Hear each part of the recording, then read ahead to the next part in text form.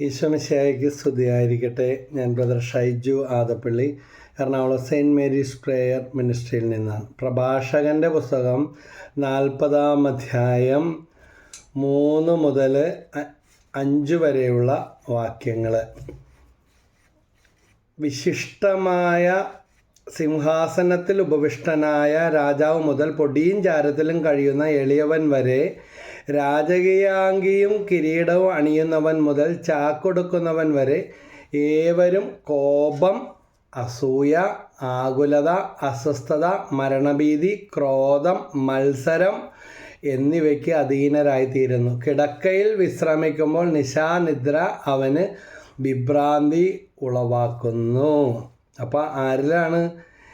വിശിഷ്ടമായ സിംഹാസനത്തിൽ ഇരിക്കുന്ന രാജാവ് മുതൽ പൊടിയും ചാരത്തിലിരിക്കുന്ന എളിയവൻ വരെ, അതായത് രാജകീയ അങ്കിയും കിരീടവും അണിയുന്നവൻ മുതൽ ചാക്കൊടുക്കുന്നവൻ വരെ. മറ്റൊരർത്ഥത്തിൽ പറഞ്ഞ, അതായത് ഈ ഭൂമിയിൽ മനുഷ്യനായിട്ട് ജീവിക്കുന്ന നമ്മൾ എത്ര പൂർണ്ണത എല്ലാം തികഞ്ഞവരാണെന്ന് വിചാരിച്ചാലും നമ്മൾ പോലും അറിയാത്ത പല കുറവുകളും കാപഢ്യങ്ങളും കളവും കളങ്കവും ഒക്കെ മനുഷ്യരിലുണ്ട്. അതുകൊണ്ടാണ് ചിലരൊക്കെ, ഞാൻ ഇത്രയും വിചാരിച്ചില്ല, വേറെ ആരെന്നായാലും കുഴപ്പമില്ല, അല്ലെങ്കിൽ എൻ്റെ മകൻ ഇങ്ങനെ ചെയ്യുമെന്ന് പറഞ്ഞില്ല. എൻ്റെ കഴിഞ്ഞ ദിവസം ഒരാൾ പറഞ്ഞു, കോടിക്കണക്കിന് രൂപ സ്വന്തം മരുമകൻ ചതിച്ചു, ചങ്കായിരുന്നു, കോടിക്കണക്കിന് രൂപ, ഒരിക്കലും ആരെല്ലാം ചെയ്താലും ചെയ്യുമെന്ന് എനിക്ക് വിശ്വസിക്കാൻ പറ്റുന്നില്ല എന്ന്. ആരെങ്കിലും എന്തെങ്കിലും ചെയ്തതായിരിക്കുമോ ബ്രദറെ എന്ന് ചോദിക്കുന്നുണ്ട്. കഴിഞ്ഞ ദിവസം ഒരു അമ്മ വന്നത്, ആ മകൻ ഒരേ ഒരു മോനേ ഉള്ളൂ, അമ്മ എല്ലാം കൊടുത്തുപോയി, ഇപ്പം വീടും പൂട്ടി അവൻ ഭാര്യയുടെ വീട്ടിൽ പോയി താമസിക്കണേ, അമ്മ സഹോദരിയുടെ വീട്ടിൽ അഭയം തേടിയിരിക്കണേ. ഇങ്ങനെ ഉള്ളിൽ ഒതുക്കുന്ന എത്രയോ മനുഷ്യരുണ്ട്. പണത്തിൻ്റെ കാര്യത്തിലും മാത്രമല്ല, ആത്മീയ ശുശ്രൂഷകളിലും ആതുര ശുശ്രൂഷകളിലും അതുപോലെ സേവന മേഖലകളിലും പിന്നെ ഭരണകാര്യങ്ങളിലും, അങ്ങനെ ഈ ലോകത്ത് ഏത് വിഭാഗം എടുത്താലും പൂർണ്ണനായിട്ട് ഒറ്റ കാര്യമുള്ളൂ, ദൈവം മാത്രമേ ഉള്ളൂ. മനുഷ്യരാണ് ഈ സംവിധാനങ്ങളിലെല്ലാം ഉള്ളത്. അപ്പോൾ എന്താ ബ്രദറെ വിശ്വസിക്കാൻ പറ്റിയില്ല, അല്ലെങ്കിൽ ഇങ്ങനെയൊക്കെ എന്ന് ചോദിക്കാം. ഞാനൊരു ഗവൺമെൻറ് ഓഫീസിൽ പലതവണ ഒരു കാര്യത്തിന് വേണ്ടി കയറി ഇറങ്ങിയപ്പോൾ എനിക്ക് മനസ്സിലായി, പേരൊക്കെ കേട്ടപ്പോൾ ക്രിസ്ത്യാനികളാണ് ഇരിക്കുന്ന ഉദ്യോഗസ്ഥർ. പക്ഷേ പലതവണ നടത്തി മടുത്തു. അപ്പോഴാണ് എനിക്ക് പരിചയമുള്ള ഒരാളവിടെ കണ്ടുകൂട്ടിയപ്പോൾ പറഞ്ഞു, നടക്കൽ മാത്രമേ ഉള്ളൂ, കൊടുക്കേണ്ടതങ്ങ് കൊടുക്കാഞ്ഞിട്ടാണ്. യേശുവിൻ്റെ പേര് കൂട്ടിയിട്ടുണ്ട്, യേശുദാസ് എന്നും പറഞ്ഞാണ് പേര്, ഒരാളുടെ പേര്. അപ്പോൾ അങ്ങനെ ഓരോരുത്തരും, മാത്യുവും യേശുദാസും അല്ല, പക്ഷേ പേര് മാത്രമേ ഉള്ളൂ അവരാ പിടിച്ചു പറിച്ച് മേടിച്ചുകൊണ്ടിരിക്കുന്നതെന്ന്. അപ്പോൾ ജീവിതത്തിൻ്റെ ഏത് മേഖലയിൽ എടുത്താലും, ഇനി മാതാപിതാക്കൾ വേറുകൂറ് കാണിച്ചിട്ടും ചതിച്ചിട്ടും ഒന്നും കൊടുക്കാതെ പുറന്തള്ളിയിട്ടും അങ്ങനെയൊക്കെ ചിലർ കരഞ്ഞുകൊണ്ട് വരാറുണ്ട്. ആ മാതാപിതാക്കൾക്ക് പറ്റിക്കോ അല്ലെങ്കിൽ അസൂയ ഉണ്ടാകും. സ്വന്തം നിലനിൽപ്പിനും സ്വാർത്ഥതക്കും വേണ്ടി പല കളികൾ ഈ ലോകത്തുണ്ടാകും. ഇളയ മകന് എല്ലാം കൂടെ കൊടുത്തു, എന്നിട്ട് അവസാനം ഇളയ മകൻ നോക്കിയാൽ പെട്ടുപോയി, കരഞ്ഞുകൊണ്ട് പറ്റിച്ച മകൻ്റെ അടുത്തേക്ക് വരുന്ന. അതുപോലെ ഒരു വീട്ടിൽ മകൻ ആക്സിഡൻറ്റിൽ മരിച്ചുപോയി, ഒരു ശുശ്രൂഷയും കഴിഞ്ഞ് ഇറങ്ങിയപ്പോൾ ഒന്ന് അടുത്താണ് വരാമോ എന്ന് പറഞ്ഞ് ചെന്ന് കഴിഞ്ഞപ്പോൾ മകൻ ആക്സിഡൻറ്റിൽ നല്ല പൊന്നുപോലെ അപ്പനെ നോക്കി വീടൊക്കെ വെച്ച് താമസിപ്പിച്ച് ആ ഇടക്കാണ് ആക്സിഡൻറ്റിൽ മരിച്ചുപോയത്. ഇപ്പം മകളെ കല്യാണം കഴിപ്പിച്ചു, ഭർത്താവുണ്ട്. പക്ഷേ എങ്ങനെയെങ്കിലും അപ്പനും അമ്മയും തീർന്ന് കിട്ടിയാൽ മതി, ഇതെല്ലാം കൈക്കലാക്കണം, വിൽക്കണം. കുറേ കൊണ്ടുപോയി എന്ന് പറഞ്ഞ് അവിടെ കസ്റ്റഡിയിലോട്ട് കൊണ്ടുപോകാൻ വേണ്ടി ഭയങ്കര കളിയാണ്. പറഞ്ഞാൽ വിശ്വസിക്കില്ല ബ്രദറെ, ഞങ്ങളുടെ മോനുണ്ടായിരുന്നെങ്കിൽ. ഞാൻ നേരിട്ട് മനസ്സിലാക്കിയതാണ് ആ കാര്യങ്ങൾ. ഇങ്ങനെയൊക്കെ വിഷമിക്കുന്ന ഒത്തിരി പേരുണ്ട്. പിന്നെ ഗൾഫിൽ നിന്ന് ഭർത്താവ് അയച്ചു കൊടുത്ത പൈസ എല്ലാം ഭാര്യയുടെ പേരില്ല. അവസാനം കഴിഞ്ഞ ദിവസം ഒരു ഇത് കണ്ടു, ഭർത്താവ് കയ്യും വീശി കുടുംബം വിട്ടിറങ്ങേണ്ടി വന്നു. ഞങ്ങൾ ഈ തെരുവിലൊക്കെ അലഞ്ഞ് നടക്കുന്നവർക്ക് ഭക്ഷണം കൊടുക്കുന്ന വിശപ്പിൻ്റെ വിളി എന്ന് പറയുന്ന നമ്മുടെ ഒരു ശുശ്രൂഷയുണ്ട്. അപ്പോൾ ഒരിക്കലും നമ്മൾ ഭക്ഷണം കൊടുത്തിട്ട് വന്നു, ഇതുപോലെ ഭക്ഷണം സ്വീകരിച്ച നോർത്ത് പാലത്തിൻ്റെ അടിയിൽ കിടന്ന ആളെ പിറ്റേ ദിവസം മനുഷ്യാവകാശ പ്രവർത്തകരും ജഡ്ജിയും വലിയ ആൾക്കാരൊക്കെ വന്നിട്ടാണ് കൂട്ടിക്കൊണ്ടുപോയത്. സംസാരശക്തി നഷ്ടപ്പെട്ടു പോയി. വീട്ടിൽ നിന്ന് ഇറക്കി വിട്ടതോ ഇറങ്ങിപ്പോകുന്നതോ. പക്ഷേ ഇത്രയും വലിയ പദവിയുള്ള ഇരുന്ന ആളായിരുന്നെന്ന് ആർക്കും തിരിച്ചറിയാനായിട്ട് സാധിച്ചില്ല. ഈ വഴി കൊടുക്കുന്നതും മേടിച്ച് പാലത്തിൻ്റെ അടിയിൽ കിടന്നിരുന്ന ഒരു സംഭവം പത്രത്തിലൊക്കെ വന്നതാണ്. അതിൻ്റെ വിശദാംശങ്ങളിലേക്ക് ഞാൻ കിടക്കുന്നില്ല. ഒരു ആതുരാലയത്തിൽ സന്ദർശിക്കാൻ ചെന്നപ്പോൾ കൂട്ടത്തിലുണ്ടായ ഡോക്ടർ മാറിയെന്ന് പൊട്ടിക്കരയാണ്. കാരണം അവിടെ മാനസികരോഗികളെ നോക്കുന്ന കൂട്ടത്തിൽ ഇവരുടെ പ്രൊഫസറായിരുന്ന ഈ ഡോക്ടർമാരെ പഠിപ്പിക്കുന്ന ആൾ സ്ഥിരബുദ്ധി നഷ്ടപ്പെട്ടിട്ട് വീട്ടുകാർക്ക് വേണ്ട നോക്കുന്നില്ല. അങ്ങനെ എവിടെ നിന്നോ ഇവർ കണ്ടെത്തി, വഴിയിൽ ഉപേക്ഷിച്ചതാണോ അല്ലെങ്കിൽ ഇറങ്ങിപ്പോകുന്നതാണോ കണ്ടെത്തി ഉണ്ട്. അപ്പോൾ അദ്ദേഹം പറഞ്ഞു, എൻ്റെ സർട്ടിഫിക്കറ്റിൽ കിടക്കുന്നത് ഈ സാറിൻ്റെ ഒപ്പമാണ്. ഈ മനുഷ്യന് ഈ അവസ്ഥ വന്നല്ലോ എന്നോർത്ത് മാറി നിന്ന് പൊട്ടിക്കരഞ്ഞ രംഗം ഓർക്കാം. അപ്പോൾ ഇന്ന് ഞാൻ നാളെ നീ എന്നാണ് പറയുന്നത്. ഒന്നും ഇവിടെ നിലനിൽപ്പില്ല. കാലചക്രം തിരിയുമ്പോൾ എല്ലാം മാറി മറിയും. പൂർണ്ണത ദൈവത്തിൽ മാത്രമേ ഉള്ളൂ. ദൈവത്തിൽ ആശ്രയിച്ച് നന്മ ചെയ്യുക. അല്ലെങ്കിൽ ഏതെങ്കിലും മനുഷ്യൻ്റെ ഡിപ്പെൻഡൻ്റായി നമ്മൾ തീർന്ന ഒരു കാലാവസ്ഥ മാറുന്നത് പോലെ സ്വഭാവം മാറും, രീതികൾ മാറും, പറയാൻ പലതും ഉണ്ടാകും. ചിലപ്പോൾ ഷുഗർ കാരണമാണ് അല്ലെങ്കിൽ രോഗം കാരണമാണ്, ടെൻഷൻ അടിച്ചിരിക്കുന്ന സമയത്താണ് നിങ്ങൾ വന്നതെന്ന് പറയും. അപ്പോൾ മുഖം പാടും, ചാടിക്കടിക്കും, അല്ലെങ്കിൽ മാറ്റി നിർത്തും, അവഗണിക്കും. നേരത്തെ പൊക്കി കൈവെള്ളയിൽ വെച്ചുകൊണ്ടിരുന്ന ഒരു ഒറ്റ ഇടലിട്ട് കളയുന്ന അവസ്ഥയൊക്കെ ഉണ്ടാവും. ഞാനിത് പറഞ്ഞുകൊണ്ടിരിക്കുമ്പോൾ ഇതുപോലെയുള്ള പല അവസ്ഥകളും. ഒരു പെൺകുട്ടി എന്നോട് പറഞ്ഞത്, ശരിയാ ബ്രദറെ, ഭയങ്കര സ്നേഹമായിരുന്നു ഭർത്താവിൻ്റെ വീട്ടിൽ വന്നിൽ നിന്നെ കൈവെള്ളയിൽ വെച്ച് എല്ലാം മേടിച്ചു തരും, എല്ലാ സ്ഥലത്തും കൊണ്ടുപോയി യാത്രയൊക്കെ കൊണ്ടുപോകും ഭക്ഷണം. പക്ഷേ എൻ്റെ സ്വർണ്ണം മുഴുവൻ മേടിച്ച് അവിടെ കടം മേടിച്ച് കഴിഞ്ഞപ്പോൾ പിന്നെ എനിക്ക് കുറ്റം, എൻ്റെ വീട്ടുകാർക്ക് കുറ്റം. എൻ്റെ മുഴുവനും ഊറ്റിയെടുക്കുന്നത് വരെയുള്ള പണത്തിനെയും സ്വർണത്തിനെയാണ് ഇവർ എൻ്റെ വീട്ടിൽ നിന്ന് തന്നത് മുഴുവൻ തീർത്തു. ഒരു നയാ പൈസ ഇല്ല. അവസാനം അതെല്ലാം പോട്ടെ, ഞങ്ങളവിടെ നിന്ന് മാറി താമസിക്കേണ്ട അവസ്ഥ വന്ന് എന്നുള്ള ഗതികേടിലായി. അപ്പോൾ കാരണം അവർക്ക് മറ്റ് ഇളയ മക്കളുണ്ട്, അവർക്ക് കൊടുക്കണമെന്നും പറഞ്ഞ്. എന്നാൽ ഞങ്ങളുടെ എടുത്തതൊന്നും ആരെടുത്ത് എന്തെടുത്ത് ഇത്രയാക്കി ഞങ്ങളുടെ മോനെ തന്നിട്ടല്ലേ നിനക്ക് കിട്ടിയതെന്നും പറഞ്ഞ് കരിവേപ്പല പോലെ ഇറക്കി വിട്ട അവസ്ഥ. ഇതുപോലെ വിഷമിക്കുന്നവരും ക്ഷമിക്കാൻ പറ്റാത്ത അവസ്ഥകളൊക്കെ ഉണ്ട്. അപ്പോൾ ഒരു കാര്യം ഓർത്തോണം, പൂർണ്ണ ആശ്രയം. ജെറമ്യാ 17-ാം അധ്യായത്തിൽ പറയുന്നുണ്ട്, മനുഷ്യരിൽ ആശ്രയിക്കുന്നവൻ ശപിക്കപ്പെട്ടവനാണ്. മനുഷ്യരെ നമുക്ക് വേണം, മനുഷ്യരെ നമ്മൾ സ്നേഹിക്കണം, അവരോട് ക്ഷമിക്കാൻ തയ്യാറാണ്. പക്ഷേ ദൈവത്തേക്കാൾ സ്ഥാനം നൽകിയ എന്ത് പൊന്നാണ്, തങ്കമാണ്, തേനാണെന്ന് പറഞ്ഞാലും ഇതെല്ലാം മാറി കാലചക്രം തിരിയുമ്പോഴേക്കും എല്ലാം കറങ്ങി അടിച്ച് യഥാർത്ഥ സ്വഭാവം വെളിപ്പെടും. ചിലപ്പോൾ അധികമൊന്നും പോകേണ്ടി വരില്ല. ജീവിത അനുഭവങ്ങളിൽ നിന്നും കൂടെയാണ് പറയുന്നത്. ഒത്തിരി ആൾക്കാർ കരഞ്ഞുകൊണ്ടും പ്രാർത്ഥിക്കാനും വിഷമിച്ചുകൊണ്ടും കൗൺസിലിങ്ങിനും പിന്നെ ഒക്കെ ആയിട്ട് വരുമ്പോൾ പച്ചയായ ജീവിതത്തിൻ്റെ മുഖങ്ങൾ കണ്ടുമുട്ടുകയാണ്. അയൽവക്കത്ത് വീട് പണിയുമ്പോൾ പുതിയ ആൾക്കാർ വന്നപ്പോൾ അവർക്ക് വെള്ളം വേണം, കറണ്ട് വേണം, സാധനങ്ങൾ ഇറക്കുന്നത് നോക്കണം, എഴുതി വെക്കണം, ഒരു സെക്യൂരിറ്റി നിർത്തിയ ഒരുപാട് പൈസ. പക്ഷേ നല്ല പദവിയിലുള്ള കുടുംബക്കാരെല്ലാം ചെയ്തു കൊടുത്തു. അവസാനം എല്ലാം പണിയും തീരേണ്ട താമസം ഏറ്റവും വലിയ ശത്രുക്കളായി തീർന്നു. അപ്പോൾ അമിതമായ ആശ്രയം, ഓവർ പ്ലഷർ എന്ന് പറയും, അമിതമായ എക്സ്പെക്റ്റേഷൻ അല്ലെങ്കിൽ പൊസസീവ് മൈൻഡ്. ചിലയിടത്ത് കൂടുതൽ ഇഷ്ടം അടുപ്പായി കഴിഞ്ഞാൽ പിന്നെ ഞാൻ പറയുന്ന പോലെ ചെയ്യണം, ഞാൻ വിചാരിക്കണ പോലെ അവർ പെരുമാറണം, അല്ലെങ്കിൽ അങ്ങനെ ആയിരുന്നു ചെയ്യേണ്ടത്, ഞാനുള്ളിൽ കണ്ടത് അവരിങ്ങനെയാണ് പെരുമാറിയത്. അപ്പോൾ അതുകൊണ്ട് അതിൻ്റെ പൊസസീവ് മൈൻഡ് എന്ന് പറയും. പിന്നെ വഴക്കായി, മോന്ത വീർപ്പിച്ച് നടക്കലായി, നീർക്കെട്ടായി, ഫോൺ ബ്ലോക്ക് ചെയ്ത് വെക്കലായി. അപ്പോൾ ഇതെല്ലാം കൂടുതൽ സ്നേഹമുള്ളിടത്താണ് ഇങ്ങനത്തെ തട്ടുകൾ. അതുകൊണ്ട് ദൈവസ്നേഹത്താൽ നിറയപ്പെടുക എന്നുള്ളതാണ് പറഞ്ഞു വരുന്ന കാര്യം. അത് ഏറ്റവും പ്രധാനപ്പെട്ട കാര്യം. രാജകീയ അങ്കിയും കിരീടവും അണിയുന്നവൻ മുതൽ, പ്രഭാഷകൻ 40:2-5 വരെയാണ്. അണിയുന്നവൻ മുതൽ ചാക്കൊടുക്കുന്നവൻ വരെ ഏവരും കോപം. എൻ്റെ അമ്മോ, ഇത്രയും ഉള്ളിലുണ്ടായിരുന്നെന്ന് ഇപ്പോഴാണ് അറിയണേന്ന് പറയും. ഇങ്ങോട്ട് ചീറ്റിങ്ങോട്ട് വന്ന് കൊല്ലൂന്ന് ഓർത്ത് പോയെന്ന് പറയും. പക്ഷേ പണ്ടത്തെ സ്വഭാവം അല്ലെങ്കിൽ നേരത്തെ രീതി, കാര്യം നടക്കണവരെ ഇങ്ങനെ ആയിരുന്നില്ലെന്ന് പറയും. പക്ഷേ കോപം, അസൂയ നോക്കുമ്പോൾ എന്താണ് ചെയ്തത്? പിന്നെ ഒന്നിലും നന്മ കാണാനായിട്ട് പറ്റുന്നില്ല. കുത്തുവാക്കുകൾ പറയുക, അല്ലെങ്കിൽ അപവാദങ്ങൾ പറഞ്ഞു വരുത്തുക, ഇതൊക്കെ ഉണ്ടാകുന്ന ഇതുമായിട്ട് ബന്ധപ്പെട്ടാണ്.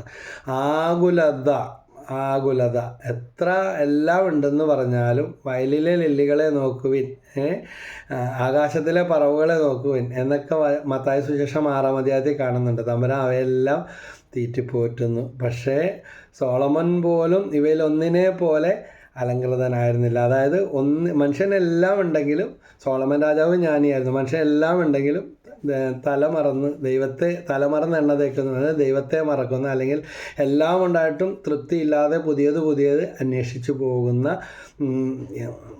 സ്വാർത്ഥത, അപ്പോൾ ആകുലത, അസ്വസ്ഥത, മരണഭീതി, ക്രോധം, മത്സരം എന്നിവയ്ക്ക് അധീനമായി തീർന്നു. ജനിക്കുന്ന നാൾ മുതൽ ഓടുന്ന ഓട്ടവും വാശിയും പിടിവാശിയും.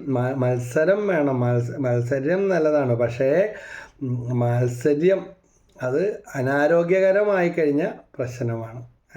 ഇന്ന് പല കുടുംബങ്ങളിലും കൂടപ്പറപ്പങ്ങൾ തമ്മിൽ, അവരുടെ മക്കൾ തമ്മിൽ, അയൽവാസികൾ തമ്മിലൊക്കെ അനാരോഗ്യകരമായ മത്സരം. നമ്മളാകാൻ ശ്രമിക്കാതെ നമ്മൾ അവരാകാനും അവരുടെ മക്കളാക്കാനും അവരെന്ത് ചെയ്യുന്നു, അവരെന്ത് മേടിക്കുന്നു, നോക്കിയിരിക്കണേ, എവിടെ പോകണം, എപ്പോഴാണ് വരണ, നമ്മളാകാനായിട്ട് നമുക്കൊന്ന് ശ്രമിച്ചുകൂടെ. അപ്പോൾ ക്രോധം, മത്സരം എന്നിവർക്ക് അതിൻ്റെ ആയിത്തീരും. കിടക്കയിൽ വിശ്രമിക്കുമ്പോൾ നിശാനിദ്ര അവന് വിഭ്രാന്തി ഉളവാക്കുന്നു. ഭ്രാന്ത് പിടിച്ച പോലത്തെ അവസ്ഥ, ഉറക്കമില്ല, സ്വസ്ഥതയില്ല. അതുകൊണ്ട് സങ്കീർത്തനം 27:10 പറയുന്നുണ്ട്, അപ്പനും അമ്മയും നിന്നെ ഉപേക്ഷിച്ചാലും കർത്താവ് നിന്നെ കൈക്കൊള്ളും. അതുകൊണ്ട് മനുഷ്യരുടെ സ്വഭാവം മാറും. ഏറ്റവും ചങ്കാണെന്ന് പറയുന്ന അപ്പനും അമ്മയും, അല്ലെങ്കിൽ ജീവിത പങ്കാളി പോലും തള്ളിപ്പറയുന്ന ബൈബിളിലുണ്ട്. ദഹനങ്ങൾ വന്നപ്പോൾ ദേവദാസൻ ജോബിനെ സ്വന്തം ഭാര്യ പോലും തള്ളിപ്പറഞ്ഞ് ദൈവത്തെ ശപിച്ചിട്ട് പോയി മരിക്കാൻ പാടില്ലേ എന്ന്. തോബിത്തിൻ്റെ പുസ്തകത്തിലും കാണുന്നുണ്ട്. അതേ വലിയ ദൈവഭക്തനാണെന്നാണോ ഭാവം എന്ന് പറഞ്ഞ് സ്വന്തം ഭാര്യ ചോദ്യം ചെയ്യുന്നത്. അപ്പോൾ ഇതെല്ലാം ഉണ്ടാകും. പക്ഷേ ദൈവത്തിൽ പൂർണ്ണ ഹൃദയത്തോടെ ആശ്രയിക്കുക. ഒരു മുൻകൂർ കണ്ടു കഴിഞ്ഞാൽ ഇച്ചിരി എളുപ്പമാണ്. അതാണ് ഇങ്ങനെ ഒരു മെസ്സേജ് ഇടാനായിട്ട് ഉള്ള കാരണം വരാൻ പോണ കാര്യങ്ങളാണെന്നറിഞ്ഞാൽ പിന്നെ അതനുസരിച്ച് സ്റ്റെപ്പ് എടുക്കാമല്ലോ. അപ്പോൾ ഇതാണ്, ദൈവത്തേക്കാൾ അമിത സ്ഥാനം ഒന്നിനും നൽകാതിരിക്കുക, ഒന്നിലും അമിതമായ പ്രതിപത്തി കാണിക്കാതിരിക്കുക. നമ്മൾ നന്മ ചെയ്ത് കടന്നു പോകാം. മത്തായി 7:12 പറയുന്നുണ്ട്, മറ്റുള്ളവർ നിങ്ങൾക്ക് ചെയ്ത് തരണമെന്ന് ആഗ്രഹിക്കുന്നവ നിങ്ങൾ അവർക്ക് ചെയ്യുവിൻ. ഇതാണ് നിയമവും പ്രവാചകവും. അതുകൊണ്ട് നമ്മൾ ചെയ്യാനുള്ള നന്മകൾ, മറ്റുള്ളവർ നമുക്ക് ചെയ്തു തരുന്നില്ല, ചെയ്തു തരണമെന്ന് വിചാരിക്കുന്ന കാര്യങ്ങൾ സാധിക്കുന്ന രീതിയിൽ അവർക്ക് നന്മ ചെയ്യുക, അവരെ സ്നേഹിക്കുക. ഇതാണ് ദൈവകൃപ. ദൈവത്തിന് മാത്രമേ ഇത് സാധിക്കൂ. അപ്പോൾ ദൈവം നമ്മളിൽ വസിച്ചാൽ നമുക്കും സാധിക്കും. നമ്മൾ തന്നെ വിചാരിച്ചാൽ അതൊന്നും സാധിക്കത്തില്ല. എസെക്കിയേൽ 36:25-26 പറയുന്നത്, നിങ്ങളെല്ലാ വിഗ്രഹങ്ങളെന്നും ഞാൻ വിടുവിക്കും, ഞാൻ നിങ്ങളുടെ മേൽ ശുദ്ധജലം തളിക്കും, എൻ്റെ ആത്മാവിനെ നിങ്ങളിൽ ഞാൻ നിവേശിപ്പിക്കും, നിങ്ങളിന്ന് ശിലാഹൃദയം എടുത്തു മാറ്റി മാംസളഹൃദയം വെച്ചുവിടി. ടോട്ടൽ റിപ്പയറിങ്, റീബിൽഡിങ് ദൈവം നടത്തും. അപ്പോൾ ദൈവത്തിൻ്റെ ഹൃദയം, ഈ ഒരു മനോഭാവം കാത്തുസൂക്ഷിക്കാൻ ശ്രമിച്ചാൽ ദൈവത്തിൻ്റെ ഹൃദയവും ആത്മാവും നമ്മളിൽ പ്രവർത്തിക്കും. അതുകൊണ്ട് ഇത് ഓർത്തിരുന്നോണം, മറന്നു പോകരുത്. ജീവിതകാലം മുഴുവൻ ഓർക്കണം. എന്ത് കാര്യമാണ്? വിശിഷ്ടമായ സിംഹാസനത്തിൽ ഉപവിഷ്ടനായ രാജാവ് മുതൽ പൊടിയിലും ചാരത്തിലും കഴിയുന്ന എളിയവൻ വരെ, രാജകീയാംഗിയും കിരീടവും അണിയുന്നവൻ മുതൽ ചാക്കൊടുക്കുന്നവൻ വരെ ഏവരും ഇതിനെല്ലാം അടിമയാണ്. കോപം, അസൂയ, ക്രോധം, ആകുലത, മരണഭീതി, നമ്മൾ കാണുന്ന പുറംപൂച്ചുകളല്ല പല ആളുകളുടെയും ജീവിതം. ഇങ്ങനെ ഞാനൊരു മെസ്സേജ് കേട്ടവർക്കാണ്. അതായത് സ്വഭാവവും പെരുമാറ്റവും. ആളുകളുടെ മുമ്പിൽ നമ്മൾ കാണിക്കുന്നത് പെരുമാറ്റമാണ്. പക്ഷേ അതിൻ്റെ അപ്പുറത്ത് വേറൊരു കാര്യമുണ്ട്. യഥാർത്ഥ സാഹചര്യം വരുമ്പോൾ ദൈവമേ, ഇയാൾ തന്നെ ആയിരുന്ന ഇത്, എങ്ങനെ ഇയാൾക്ക് ഇതുപോലെ പെരുമാറാനും പറയാനും സാധിക്കണം നമ്മൾ ചോദിക്കാറില്ല. അല്ലെങ്കിൽ നമുക്ക് അങ്ങനെ ആയിപ്പോയെന്ന് അറിയില്ല എന്ന് പറയും. അതായത് സ്വഭാവം ഒന്ന്, പെരുമാറ്റം ഒന്ന്, ഒരു രീതി അഭിനയിച്ചും അഡ്ജസ്റ്റ് ചെയ്തും തട്ടിമുട്ടിയൊക്കെ ജയിക്കും. പക്ഷേ ഉള്ളിലുള്ള യഥാർത്ഥ സ്വഭാവം മറ്റൊന്നാണ്. അപ്പോൾ എന്തിനു മാറ്റം വരുത്തണം? സ്വഭാവം മാറ്റം വരുത്തണം. നമ്മളുമായിട്ട് ഇടപഴകുന്നവരും ഇതുപോലെ സ്വഭാവങ്ങൾ, ചിലപ്പോൾ ഉള്ളിൽ ഒളിപ്പിക്കുന്ന വ്യത്യസ്തമായ സ്വഭാവങ്ങളുണ്ട്. ആ കാപഢ്യം, അപ്പോൾ സ്ത്രീകളുടെ മുമ്പിലൊക്കെ ഭയങ്കര അഭിനയിച്ചൊക്കെ നിൽക്കുന്നവരായിരിക്കും. പക്ഷേ ഉള്ളിൽ ആസക്തികളാൽ നീറുന്ന, അല്ലെങ്കിൽ തിന്മ ഒളിപ്പിച്ചു വെക്കുന്ന, ഇയാളിങ്ങനെ ചെയ്യും, അല്ലെങ്കിൽ ഇങ്ങനെ ഉപദ്രവിക്കും, ഇങ്ങനെ പീഡിപ്പിക്കുന്ന സ്വപ്നത്തിൽ എപ്പോഴും ഒരു പ്രിക്കോഷൻ. ഏത് മേഖലയിലും അമിത സുരക്ഷിതത്വം വിചാരിക്കാതിരിക്കുക. കാരണം പുരുഷൻ എന്ന് പറഞ്ഞാൽ സെക്ഷൽ ഇൻസ്റ്റിക്റ്റാണ്, സ്ത്രീ എന്ന് പറഞ്ഞാൽ മാതൃത്വ വാസന. അപ്പോൾ പുരുഷൻ്റെ സ്വഭാവം ഉള്ളിലിരിക്കുന്ന കാര്യം അതാണ്. അപ്പോൾ ഓരോ മനുഷ്യനും സ്വഭാവമുണ്ട്, പെരുമാറ്റമുണ്ട്. പെരുമാറ്റം നമ്മളോട് കാണിക്കും, പക്ഷേ ആ യഥാർത്ഥ സ്വഭാവം ഇപ്പോഴല്ലേ പിടികിട്ടിയെന്ന് പറയും. അതുകൊണ്ട് വലിയൊരു ഉൾക്കാഴ്ച ദൈവം എല്ലാവർക്കും തരട്ടെ. ആരിലും പൂർണ്ണതയില്ല. നമ്മൾ വിചാരിക്കുന്ന ഭയങ്കര ആത്മീയതയിൽ പൂർണ്ണതയാണെന്നൊക്കെ ഈ ലോകത്ത് വിചാരിക്കുന്ന അവർ പോലും ചിലപ്പോൾ കൂടുതൽ അടുത്ത് വരുമ്പോൾ നമുക്കറിയാം, വലിയ പ്രകാശം വരുമ്പോൾ ചെറിയ തരികൾ പോലും സൂക്ഷ്മമായിട്ട് കാണാൻ സാധിക്കും, വ്യക്തമാകുമെന്ന് വിശുദ്ധ മാർ തെരേസ പറഞ്ഞ പോലെ അടുത്തടുത്ത് വരുമ്പോഴും കൂടുതൽ പഴക്കം വരുമ്പോഴും പല ഒറിജിനാലിറ്റികളും പുറത്തു വരും, തനിമ കാണിക്കാനായിട്ട് തുടങ്ങും. അതുകൊണ്ട് എത്ര വലിയ ആളായാലും, എത്ര നമ്മൾ അങ്ങേയറ്റം കണ്ണടച്ച് വിശ്വസിക്കുന്ന ദൈവമല്ലാത്ത ഒന്നിലും എല്ലാ മനുഷ്യരെ സ്നേഹിക്കണം, വിശ്വസിക്കണം, അല്ലെങ്കിൽ നമുക്ക് ജീവിക്കാൻ പറ്റും ഈ ലോകത്ത്. പക്ഷേ പരമമായ സ്ഥാനം ദൈവത്തിന് കൊടുത്ത് ദൈവസ്നേഹത്താൽ നിറഞ്ഞ് എല്ലാവരും സ്നേഹിക്കണം. ഒരു വ്യത്യസ്തമായ ഒരു അറിവാണ്. അതായത് സൂര്യൻ പ്രകാശിക്കുകയാണ്, സൂര്യൻ ഉദിച്ച് തന്നെ നിൽക്കുകയാണ്, പക്ഷേ ചന്ദ്രൻ പ്രകാശിക്കുന്നത് നമ്മൾ പറയും. പക്ഷേ സൂര്യപ്രകാശത്തെ റിഫ്ലക്റ്റ് ചെയ്യുകയാണ് ചന്ദ്രൻ ചെയ്യുന്നത്. ചന്ദ്രന് സ്വയം പ്രകാശിക്കാൻ സാധ്യമല്ല. അല്ലെങ്കിൽ പിന്നെ മനുഷ്യരെങ്ങനെ ചന്ദ്രനിൽ പോയിട്ട് കാലുകുത്തും?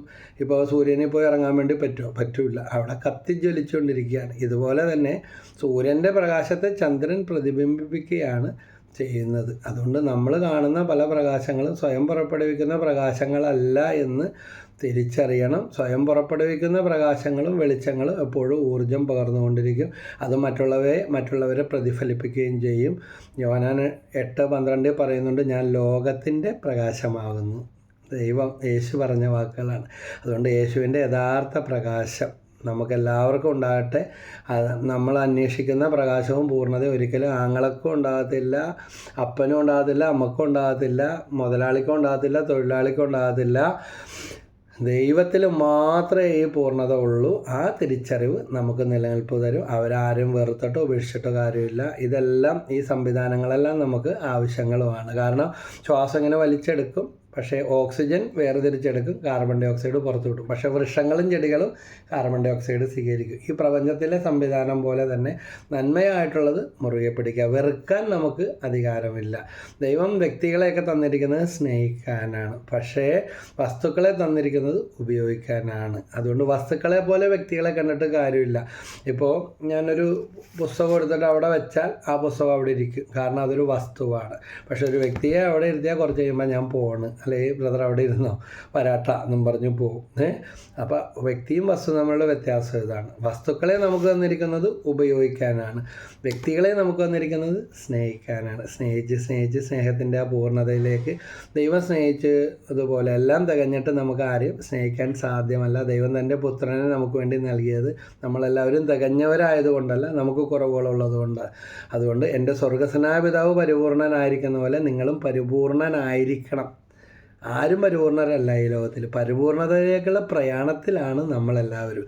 ഈ തിരിച്ചറിവ് ഉണ്ടായില്ലെങ്കിൽ ജീവിതകാലം മുഴുവൻ ആന്തരിക മുറിവും വെറുപ്പുമായിട്ട് ജീവിക്കേണ്ടി വരും. ആരോട് ക്ഷമിക്കാനും പറ്റില്ല. സ്വയം മടുപ്പും ഡിപ്രഷനും ബൈപ്പോളർ ഡിസോർഡറും ഇതെല്ലാം ഇതിൽ വന്ന റിലേറ്റഡാണ്. ബന്ധുക്കൾ അവരൊക്കെ ഇങ്ങനെയുള്ള ആകുലതകളെല്ലാം നമ്മളെ വേട്ടയാടും. എല്ലാറ്റിലും അതിൻ്റേതായ കുറവുകളും ഉണ്ട്, നിറവുകളും ഉണ്ട്.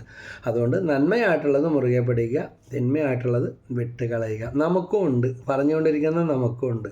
നമ്മളാരും പെർഫെക്റ്റ് അല്ല. പക്ഷേ പെർഫെക്റ്റ് അല്ലെന്നും പറഞ്ഞ് തിന്മയിലേക്ക് കൂപ്പുകുത്തി കിടക്കാനാണോ? ഇപ്പോൾ ഞാൻ കുളിച്ച് ഒരുങ്ങി വൃത്തിയായിട്ട് വന്നിരിക്കണേന്, പക്ഷേ ഇപ്പോൾ പുറത്തോട്ട് പോകാനിരിക്കുന്നതിന് മുമ്പാണ് ഒരു വീഡിയോ ഇടാൻ തുടങ്ങിയത്. അപ്പോൾ യാത്രയൊക്കെ ചെയ്ത് പല കാര്യങ്ങൾ ചെയ്ത് അല്ലെങ്കിൽ വേർത്ത് കുളിച്ച് ക്ഷീണിച്ചൊക്കെ വരുമ്പോൾ വൈകുന്നേരം ആകുമ്പോൾ വീണ്ടും നമ്മൾ ഒന്ന് കുളിച്ചൊക്കെ ഫ്രഷ് ആവും, അല്ലെങ്കിൽ മേലൊക്കെ ഒന്ന് കഴുകും, അങ്ങനെയൊക്കെ ചെയ്യും. അപ്പോൾ അല്ലാതെ അഴുക്കായി പൊടിയായി കുളിച്ചിട്ട് കാര്യമില്ലെന്ന് പറഞ്ഞിട്ട് കാര്യമുണ്ടോ? ഒരു അമ്മച്ചിനെയും കൊണ്ട് മോൻ വന്നതാണ്, 30 ദിവസം അമ്മച്ചിക്ക് കുളിക്കാൻ മടി, കുളിക്കണം ഇഷ്ടമല്ല, ഏത് വചനവും പ്രാർത്ഥിക്കേണ്ടതെന്നും പറഞ്ഞു. അപ്പോൾ അഴുക്കാകും പൊടിയാകും എന്നും പറഞ്ഞിട്ട്, അല്ലെങ്കിൽ ഈ കുളിച്ചാലും വീണ്ടും ആകും. അപ്പോൾ നമ്മുടെ വസ്ത്രമൊക്കെ അലക്കിയെടുത്താലും വീണ്ടും മുഷിയും, അത് പറഞ്ഞ് വീണ്ടും അലക്കിയെടുക്കും, അലക്കി വൃത്തിയാക്കി എടുക്കും. ഇതുപോലെ എപ്പോഴും വൃത്തിയുള്ളവരായിരിക്കാൻ പരിശ്രമിക്കുക, അതിനുവേണ്ടി യത്നിക്കുക.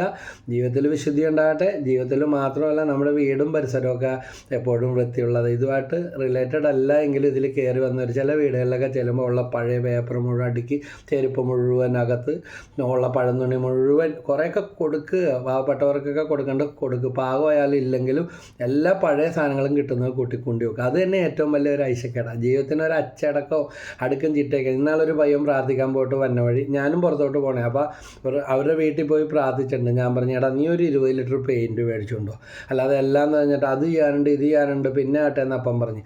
ഈ പോകുന്ന വഴി തന്നെ ഞാൻ ഒരു കട കാണിച്ചു കൊടുത്തു. അവിടെ നിന്ന് 20 ലിറ്റർ അടിക്കാനുള്ള ഇപ്പോൾ കഴിഞ്ഞ ദിവസം പറഞ്ഞു റിപ്പയറിങ് പണിയെല്ലാം കഴിഞ്ഞു. ഇല്ലെങ്കിൽ ഇങ്ങനെ കിടക്കും, പൂച്ചക്കാർ മണി കെട്ടുമെന്ന് പറഞ്ഞ പോലെ കിടന്ന്. നമുക്ക് ഒന്ന് നമ്മുടെ വീടും പരിസരവും എല്ലാം വെട്ടവും വെളിച്ചം ഒരു വൈറ്റ് വാഷൊക്കെ അടിച്ച് അതിനൊന്നും ഒരുപാട് പൈസ ഒന്നും വേണ്ട, പണ്ടത്തെ അത്രയും ലക്ഷങ്ങളൊന്നും വേണ്ട.